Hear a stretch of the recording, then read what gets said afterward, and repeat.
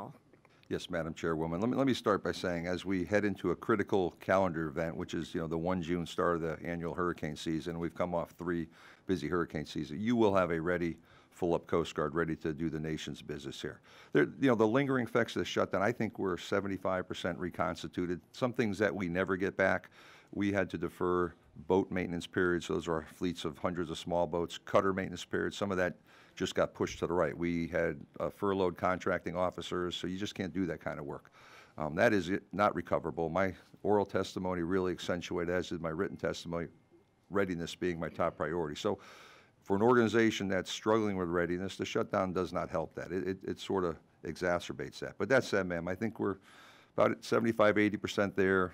In the next month or so, I think we're going to be back to a good place. Things like parts on the shelves, our big parts warehouse is out in Baltimore, mostly staffed by civilians, and that's in Mr. Rupersburg district there, what we call the Surface Forces Logistics Center in the warehouse.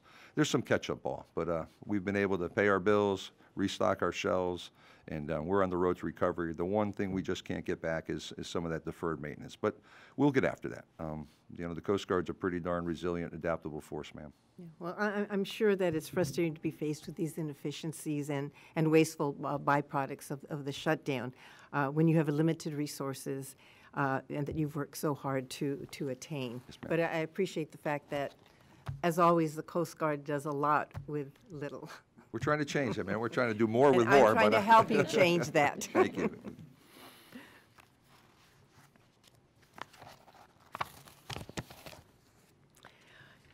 Admiral, as I mentioned in my opening statement, we were pleased to be able to support the procurement of the new Coast Guard assets in our FY19 bill, including for the first polar security cutter to replace the aging Polar Star and to begin to fulfill the needs of the Coast Guard in the Arctic and Antarctic.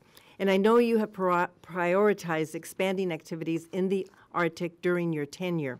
Could you highlight for us the importance of the missions the Polar Security Cutter will undertake? Absolutely, Madam Chairwoman, and we are very appreciative. The $675 million on top of the previous year's appropriations will allow us to do this contract award here in hopefully the next 4 to 6 weeks.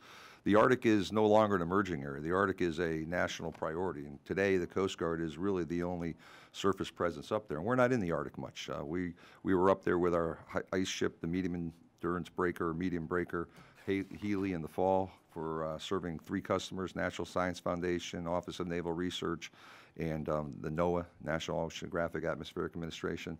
But that ship really, medium breaker, providing important science work that supports the nation's interests there. Our one heavy icebreaker is really limited to its annual trip down to McMurdo, the trip I talked about. We go down, we break into the McMurdo ice station. This year we broke through about 18 miles of heavy ice. Last year was more than 70 miles. The U.S. Antarctic program is undergoing their major recapitalization for the next 5 years, 4 or 5 years. They've got about a $450 million investment. They're absolutely critically relying on the Polar Star and relying on the Polar Star's ability to make a path for the Ocean Giant, the replenishment ship. So we're at a critical juncture there. The first Polar Security Cutter, ma'am, absolutely just gives us some ability to replace Polar Star. And that's predominantly going to be focused on going to Antarctica. It's really when we get into Polar Security hulls number 2 and 3, and we have some capacity to increase our presence. And I testified by noting presence equals influence in the Arctic. We won't really push into that until we're into those subsequent polar security hulls, ma'am. Okay. I was surprised to see that the President's request proposes just $35 million to continue the Polar Security Cutter program, which I understand would simply continue, as you said, support for the program office. And I remain concerned that the administration's budget isn't aligned with the funding projections in your 5-year capital investment plan, as well as the program of record for certain assets. Do you feel confident that the FY19 appropriation is sufficient for procuring the first PSC, and are you comfortable not having additional procurement funding in FY20 for the long lead time material for the second PSC, for instance? Madam Chairman, I appreciate the question. First and foremost, the 675 did include $20 million towards long lead time materials for the second Polar Security, as you and the committee know, and for that we're very appreciative. $35 million does allow us to maintain the program. We have yet to award the detailed design construction contract, and that is imminent, as we talked about. There are clearly, if you go to our SIP, there was, a bigger number there. There are clearly potential advantages in buying additional long lead materials earlier, such as azimuth bob propulsors and things like that. There's some, economic benefit of buying those early and buying them in quantity. But we can absolutely press forward with the $35 million on the Polar Security Cutter, anticipating a larger number in the 21 budget as we start marching towards the second Polar Security Cutter acquisition. Thank you, Madam Chairman. Again, Admiral, thank you for being here and for all that you do for our great nation. Admiral, in fiscal year 2019, in the omnibus, the conferees provided $340 million, sir, for 6 new fast response cutters. While an increase over the 2019 budget request, there are still cutters outstanding under the program of record. The 2020 budget request only provides $140 million for 2 new cutters. Admiral, why is the Coast Guard proposing a reduction to this program? And my question would be, are the cutters no longer needed, sir? Well, let me start in reverse order, if I could, Congressman Fleischman. The cutters are absolutely needed. We would love to continue momentum towards our domestic program of record of 58 fast response cutters with the support of the Congress. We have 4 of 6 that are overseas deployed in support of the Naval Central 5th Fleet Commander working for CENTCOM that you also funded, and I think that's a great story. Ideally, 58 fast response cutters domestically, 6 fast response cutters to support our contributions to the CENTCOM theater. That would be the desired end state. The 2 fast response cutters in the 2020 budget are really a reflection of the reality. We are one of 22 agencies that resides within the Department of Homeland Security. As a service chief, as a component head, I am tasked to manage to a top line. We talked about the readiness challenges, a little bit of flat funding for the good part of the last decade here under the BCA levels. And sir, bottom line, it comes down to making trade space in the budget to support the OPC and other ongoing acquisitions programs. Yes, sir. Thank you. The building contract stipulates that orders are to be made in increments of 4, 6, or 8 cutters. Will the contractor accept an offer to build only 2 cutters? So we'll have to go back to the contract. If the enacted budget reflects the 2, we'll have to see what the maneuver space there, how we can work on the shoulder appropriations year. So ideally, we have seen tremendous support from the Congress here on our, what we now call PC&I, our former AC&I acquisition budgets. Just frankly, I think on average, the committee and the Congress has plussed us up about $600 million, and the FRC program has been, I don't want to say a favored program, but a program that the Congress has very much embraced. So there's a little bit of, I guess, aspirational strategy as we had to play to a top line here too, sir. So we will work and see what's in the realm of contractual flexibility and maybe hold out a little bit of hope that this might be a program that Congress remains keenly interested in supporting. Thank you, sir. Is the $140 million an estimate on OMB's part for the cost of 2 cutters, or is the price stipulated in the contract?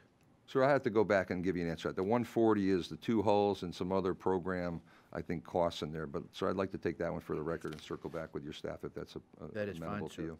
Yes, sir. After the funding in 2019, how many cutters remain outstanding on the program of record out of how many total, sir?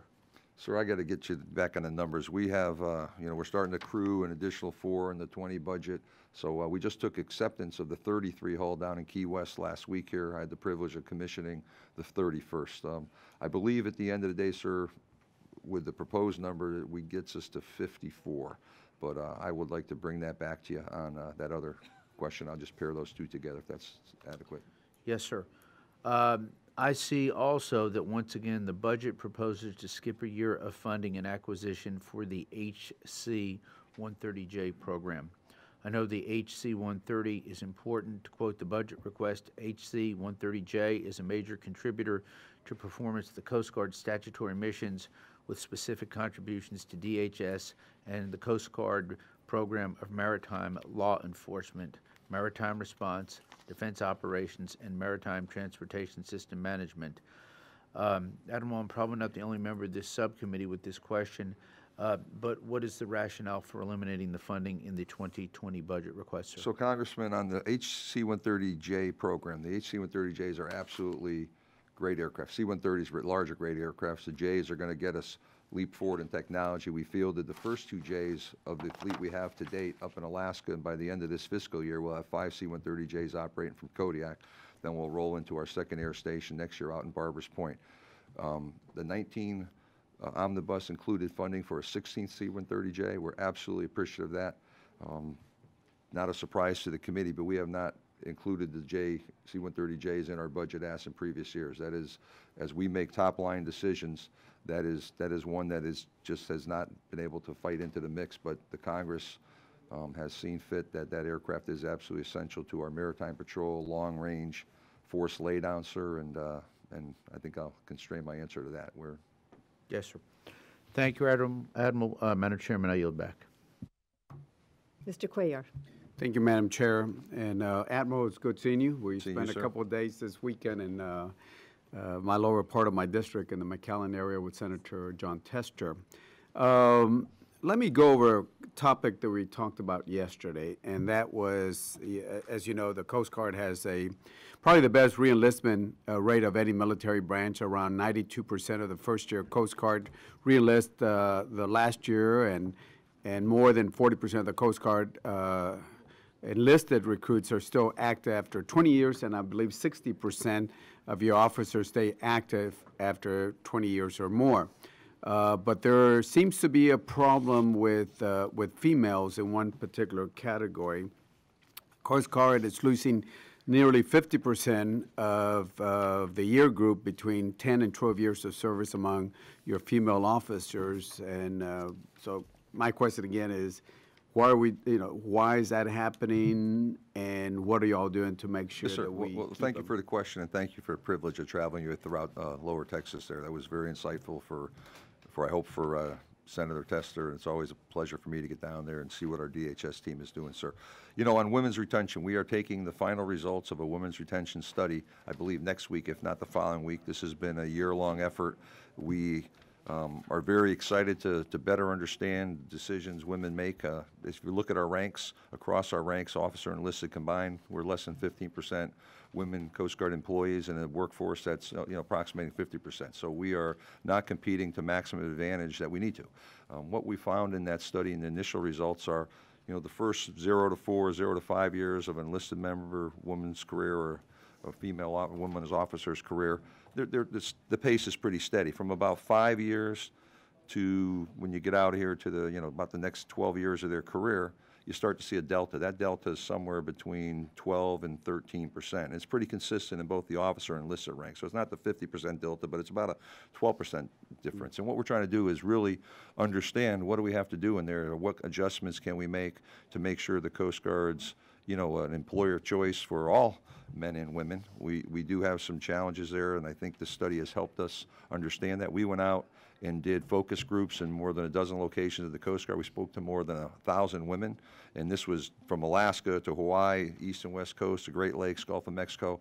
We had a great dialogue. We had some men sitting at the table to understand, the impacts that are not just specific to women's retention, so we could segregate out the facts. And so I think we have an action plan. I've stood up when I came on board here, and we've actually got the bodies in place, a 7-person team, what we call the Personal Readiness Task Force. Sometimes in the past we've done studies, but we have not done a good job of actioning studies. This task force has been pouring through the early reads of the plan. They're waiting for the final results, and we're going to get off to the races and do some things that make us an employer choice equally. So hopefully we can drive up that women's retention, and some of that, sir, is more flexible policies for family members, for child givers, caregivers. We bumped up. It's 41 days, just shy of 6 weeks for childbirth, for a new mother, a new parent, and then there's an additional 41 days, gets you a total of 12 weeks. Secondary caregiver is upwards of 3 weeks. So that's about the max we can go. I don't think any other service is quite as forward-leaning as that.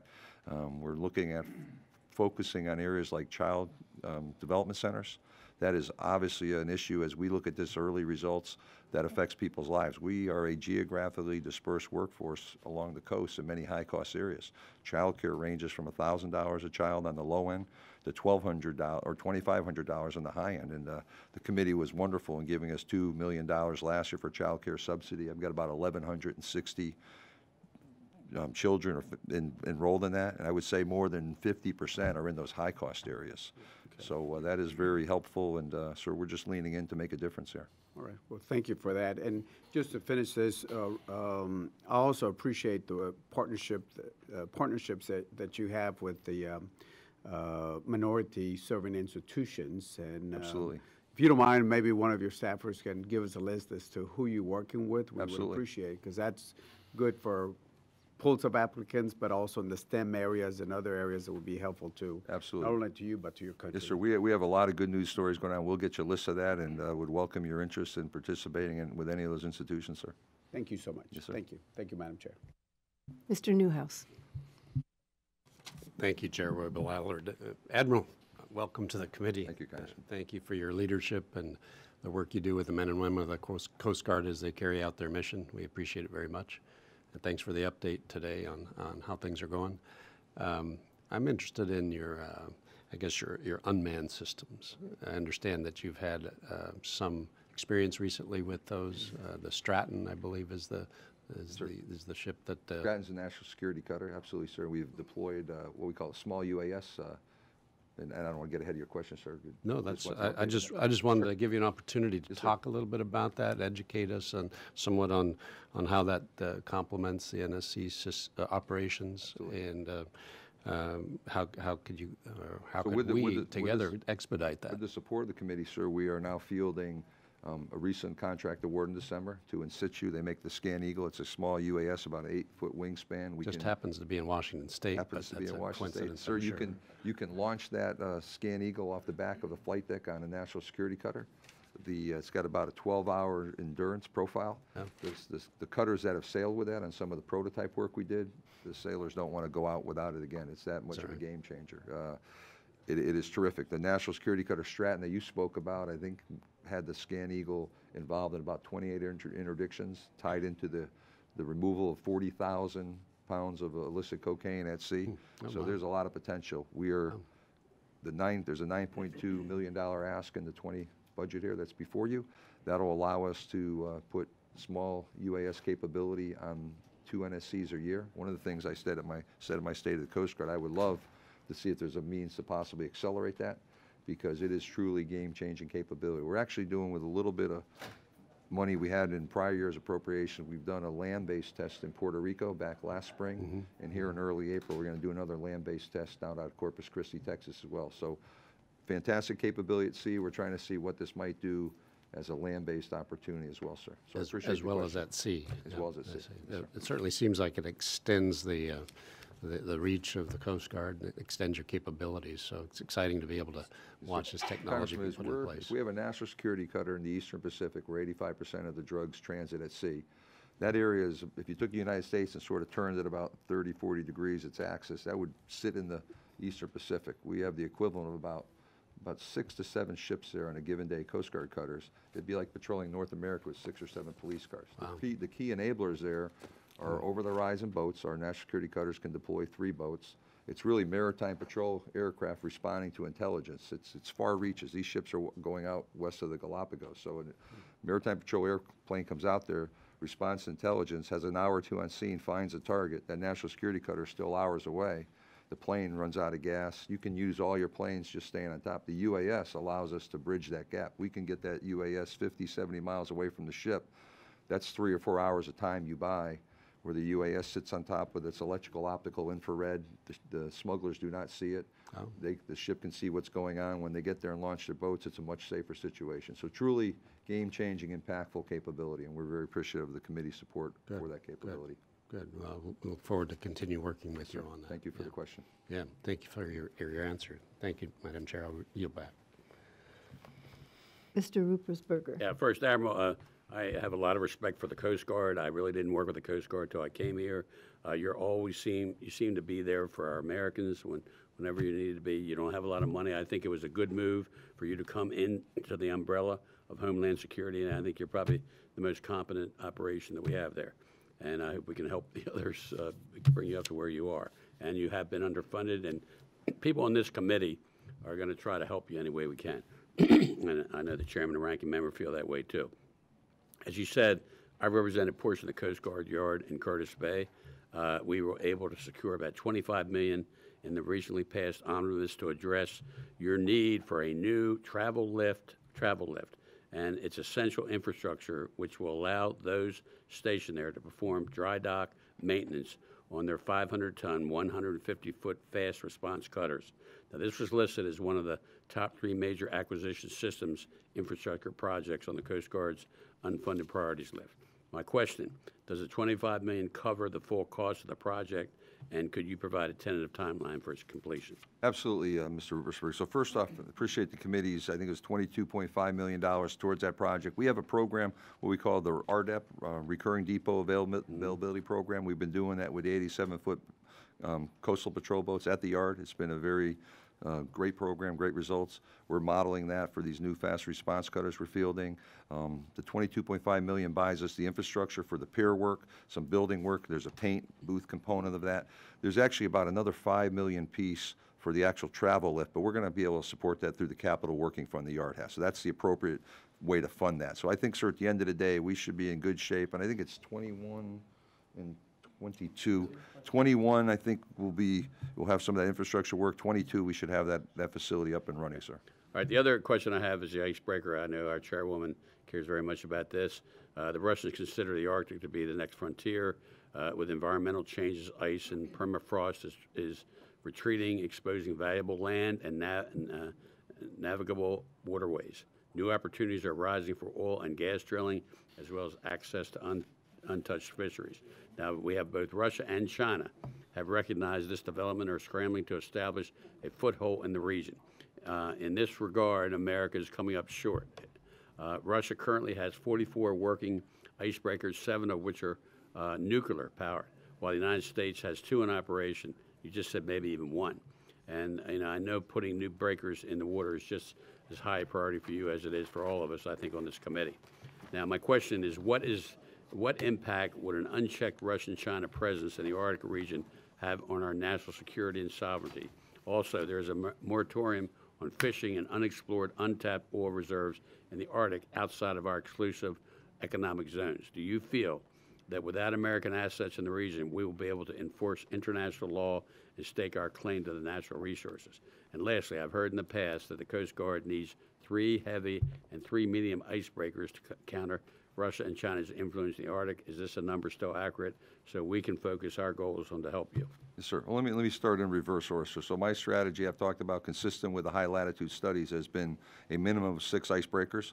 I've framed that conversation as 3 that are polar security heavy breakers, like the one we're talking about awarding here in the coming weeks, and then 3 potential medium or less capable breakers. There's probably a conversation, that's some hybrid of that, but that's consistent with the high latitude study.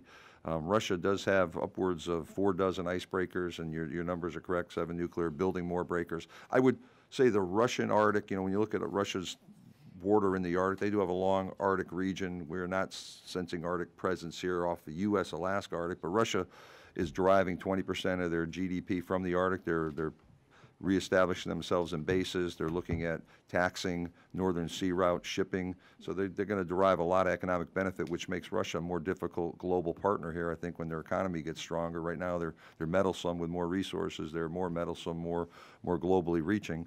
Up in the Arctic here off Alaska, where we're really looking to project more presence. Presence does equal influence. China's been up there, 4 of the last 6 or 7 years with the Shuilong, their research ship. They've just launched a second icebreaker, the Shuilong 2, last summer. I anticipate that being operational in the not-too-distant future. They're talking about building a heavy breaker. They are not a Arctic nation, one of the 8. They are a near-Arctic self-declared state, and they're up there. They're doing, obviously they have interest. They're paying attention to us fielding 5th-generation fighters to places like Elmendorf. They're paying attention to what we're doing with undersea cabling. As you mentioned, Arctic is rich in natural resource. About 13% of the untapped petroleum are in fairly shallow water depths up there for potential, deriving here for our energy needs. 30% of the untapped LNG, $1 trillion of rich minerals that we care about. So the Arctic is a geostrategically important place, sir, and we do need to pay attention to what China's doing. China is also in the high latitudes of Antarctica. They're building additional science stations down there, and I think the Coast Guard, as the face of the U.S. surface capability in the high latitudes, we can't get there fast enough. My strategy was 631. The one was now. And with the help of this committee, we're going to get after that one here. So that is this is 12 years in the making, and we're very appreciative of the committee support. Well, I know the chairwoman feels that way too, so this committee is going to try to help you any way we can. Thank you. Because it's national security. Okay, before I call on Mr. Palazzo, I apologize for the discussion that was back here, but we're being told that votes are going to be in just a few minutes. So it'll be an additional 15 minutes that we'll have. So if everybody can ask their questions the first round, and because otherwise you may have to be here for I'll try to half shorten hour up to my answers, 45 too. minutes. I Okay. apologize. So Mr. Palazzo. Thank you, Madam Chairman. Commandant, Good to see you, sir. Great to see you too. Really appreciate what your coasties are doing. I know the shutdown was tough on them and their families, and hopefully moving forward, legislatively, we can find a way that doesn't happen again. But we appreciate their service and especially their sacrifice. Please pass that message along on behalf of this whole committee. I think you're going to find some bipartisanship when it comes to our Coast Guard here. My remarks pretty much aren't new to your predecessor. I think I've asked some of these same questions. And there's been a lot of talk about the southern border, but there's also a maritime border. And I think coast states and Eastern and Pacific as well, it's a border that we take very seriously. And I know just from news reports in February of 2019, I believe the Coast Guard seized 17 tons of cocaine, that's almost 35,000 pounds, a street value of almost $500 million. And I think the more that we squeeze the southern border to secure it, to protect Americans, we may be seeing some increased activity on our seas and in our maritime domains. Can you tell me a little bit about what the Coast Guard's doing on the war on drugs? Again, last year, you seized more than half of all cocaine seizures came from the United States Coast Guard, which, by the way, thank you from keeping those deadly drugs out of our communities and out of our states. I think it's extremely important, but I'll give you a moment to Sure. Well, Congressman, I would say this. Thank you for the support. I mentioned earlier we interdicted about 209 metric tons last year. If you look at the last 3 years, 1.4 million pounds of illicit uncut cocaine. We rolled up about 1,600, smugglers at sea. Our Coast Guard strategy is to push the border far from U.S. shore. So we push the border about 1,500 miles off the coast of Southern California, off the Gulf Coast. We interdict large loads of cocaine at sea when most vulnerable. Those drugs, their destination isn't, California by sea. Their destination is Mexico. Their destination is Guatemala, El Salvador, the Central American corridor, where it gets broken down into smaller loads, associated violence, corruption. It creates instability in governments. Those are the push factors that have families like ourselves with children that live in Honduras, El Salvador, Guatemala, the Northern Triangle country, that make the difficult decision because there's no future for their children in their home countries to send them up through Mexico to try to get to the Southwest land border in Texas and California. So our work, I think, is absolutely seminal. It is apolitical work.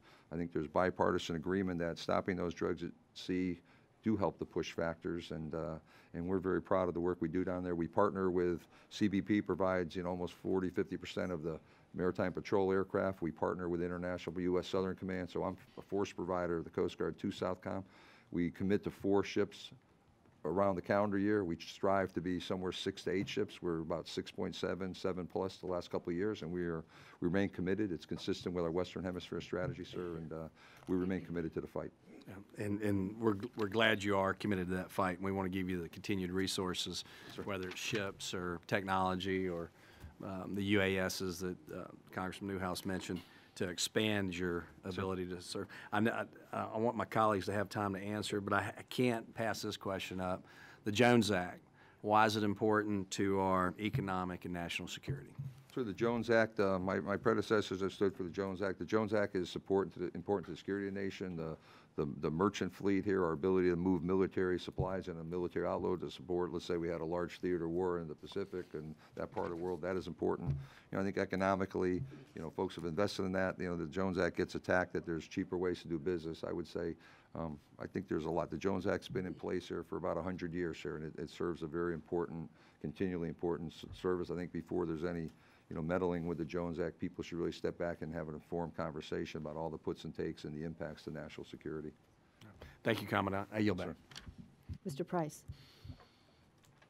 Thank you, Admiral. Good to have you with us. I'll shorten my comments here and ask a question very quickly. I think it's an important question. I don't want to pass by the opportunity to thank you for the work, the good work your people did in North Carolina and the Carolinas generally with Hurricane Florence last summer. They saved many lives in my state, and we once again, the Coast Guard distinguished itself in these disasters. So we're pleased to partner with your very capable emergency response folks in the state of North Carolina as well. It's a good team effort down there. Yes, sir. We know that's true, but you're the best, and we're very grateful. I want to move directly to your operations and support budget, which has been basically flatlined for the last 8 years.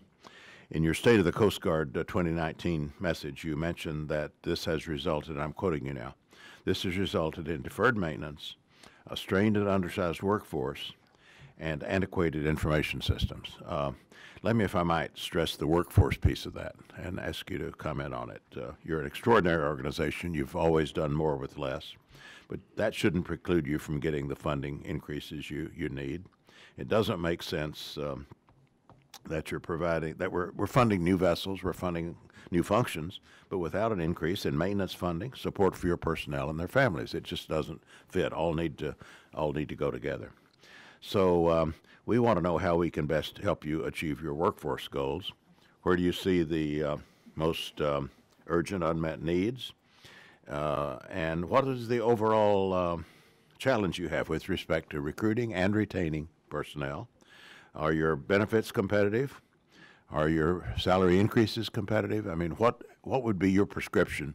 More money, yes, but yes, sir. More, but maybe spending that money in some strategic ways. What would you suggest Yes, sir. Well, thank you for the addressing question. these needs? Consistent with my comment to the chairwoman about, retention of women. We need to recruit in different places. We need to retain more, recruit and retain more underrepresented minorities, more women. There are some resource components, recruiting, more recruiting officers. We cut back our recruiting officers years back to make space for capital assets. I would say when you look across the DoD services, tuition assistance is a benefit they give their folks so you can do some college work and drive a benefit. We've capped our tuition assistance for active duty members at 50%. We were doing this every year, and it was very frustrating, folks. We just said we can't get above 50%. So that's a competitive tool. With the support of the, with the 20 budget includes $2.7 million to do tuition assistance for reservists. We have not offered a reservist tuition assistance in more than a decade. So if you're a young member in the Coast Guard and you've served your nation 4 years, 8 years, but there's other life callings you want to do, family situations, don't always serve, I would like a reservist to look, or Coast Guard active duty member look and say, boy, I really love the culture, I love the work, but I have other things in my life. I got to take care of ailing parents. It's not, my spouse's career.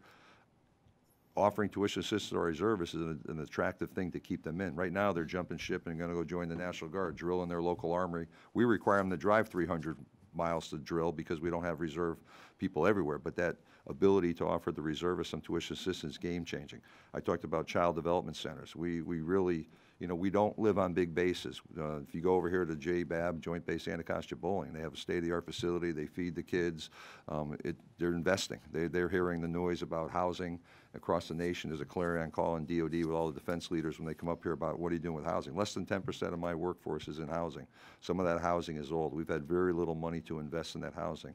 We've got a $1.7 billion backlog, so we're fixing broken roofs on buildings. But those things all, factor into people's willingness to stay. It's the best workforce, brightest workforce we've ever seen. One of the big asks that'll be coming forward in the 20 budget has $14 million in the PC&I line item is for IT, or what we call C5I infrastructure.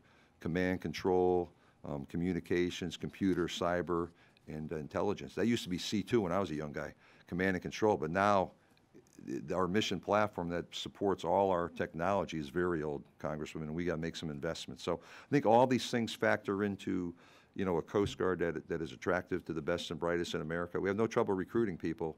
I want those people to stay in, and Congressman Cuellar talked about, you know, almost 40% our listed people go to 20. 58% of our officers go to 20. Blended retirement started on 1 January. So at 12 years now, you do a thrift savings plan, you derive a 2% benefit a year, so you get 40% plus your TSP. It's going to be hard to get folks to 20 unless they see the Coast Guard really committed. It's electronic health records. There's money in the 20 budget for that. We're appreciative. It's a sufficient number of docs and things like that, sir. So a lot of those things speak to that attractiveness and being an employer of choice. Good, thank you. Thank you, Admiral, and thank you, Chairwoman. I'll try to speed up my phrasing of the questions. Thank you for all your service. Wanted to talk a little bit more about the workforce diversity in terms of if the Coast Guard is planning to allocate any funds, any steps you'll be taking, and I know that the Coast Guard is releasing a study on the retention of women, and is there anything like that in the works in relation to diversity and recruitment? Yes, ma'am. So working backwards, based on this study that was through the HOSAC, working with RAND, our Homeland Security Advisory Group, we intend to launch a study, I think as soon as this summer, an underrepresented minority study about retention, attracting, retaining underrepresented minorities. We're using this women's retention study, trying to get that perfected. I thought we'd have these results maybe before the end of the last calendar year. With the shutdown, we lost a little time, but now we're kind of doing the puts and takes. We'll get the final results. That'll help us get out the door more effectively. So that is coming. This Personal Readiness Task Force is an actioning body, so you're going to see I made some announcements last week about where we have women, moms, new parents that step out of the workplace. In the past, if you're a small, geographically remote unit, small number of people, and you're a woman and you're pregnant and you step out to go take care of your new child, adjust your new family situation, there's a certain pressure on you because your colleagues kind of feel like you're jumping ship. And now we're going to take reserve surge capacity, send the body to that chair. The work goes on. You can step out. We're trying to create a space where family and work are not mutually exclusive. You can find the balance. We're supportive. We're working on more permeability for the workforce, more flexibility. Thank you, sir. Yes, ma'am. Just real briefly, Admiral, specific to the kind of Southcom, you know, AOR in the Pacific, it's my understanding that our ability to identify drug smuggling in the Pacific, building off of what Mr. Palazzo was talking about, is far greater than our capacity to interdict. Yes, and so a good day on the water is equivalent to, from a value and a tonnage perspective, probably a year at a port of entry. And so what more can we do to assist in these efforts? We know you partner with other countries, and that is amazing, but what can we do? Is this an issue of we need more ships? Would adding a naval LCS to these efforts help as well? I'd say this, Congressman. Thanks for your question. Absolutely, that is part of the conversation here. The ships that we are building, continuing to focus on recapitalizing our offshore patrol cutters, replacing those 52-year-old, soon-to-be 60-year 210 cutters, the 30-plus-year-old 270s, the OPC program. If we can maintain momentum on that, that is essential. Things like the small UAS that the Congressman Newhouse asked about, potentially some longer-range MQ-9 type capabilities. We're interested in that.